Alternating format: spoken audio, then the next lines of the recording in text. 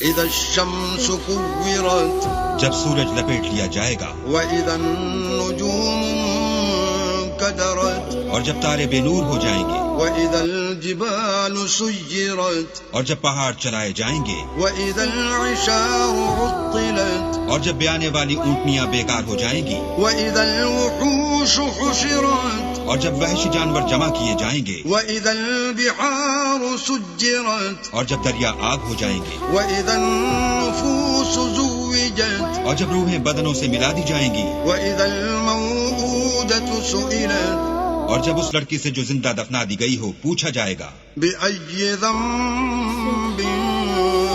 قتلت کہ وہ کس گناہ پر مار دی گئی، وإذا الصحف نشرت اور جب عملوں کے دفتر کھولے جائیں گے، وإذا السماء كشطت اور جب آسمان کی کھال کھینچ لی جائے گی، وإذا الجحيم سعرت اور جب دوزخ کی آگ بھڑکائی جائے گی، وإذا الجنة أزلفت اور بہشت جب قریب لائی جائے گی، علمت نفس ما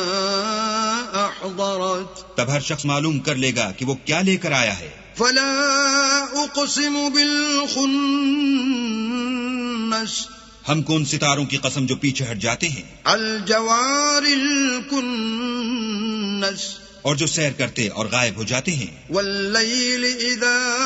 عسعس اور رات کی قسم جب ختم ہونے لگتی ہے، والصبح اذا تنفس اور صبح کی قسم جب نمودار ہوتی ہے۔ انه لقول رسول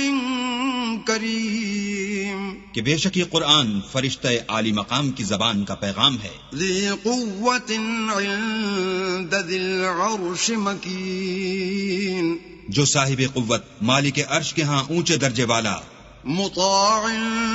ثم امین سردار اور امانت دار ہے۔ وما صاحبكم بمجنون اور مکے والو تمہارے رفیق یعنی محمد صلی اللہ علیہ وآلہ وسلم دیوانے نہیں ہیں، وَلَقَدْ رَآهُ بِالْأُفُقِ الْمُبِينِ بے شک انہوں نے اس فرشتے کو آسمان کے کھلے یعنی شرقی کنارے پر دیکھا ہے۔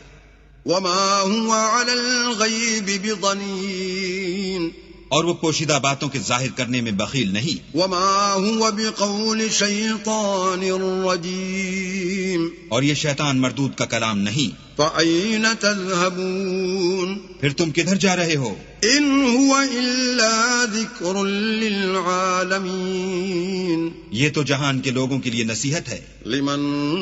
شاء منكم أن يستقيم یعنی اس کے لیے جو تم میں سے سیدھی چال چلنا چاہے۔ وما تشاءون إلا أن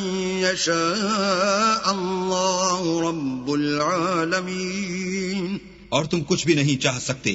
مگر وہی جو اللہ رب العالمین چاہے۔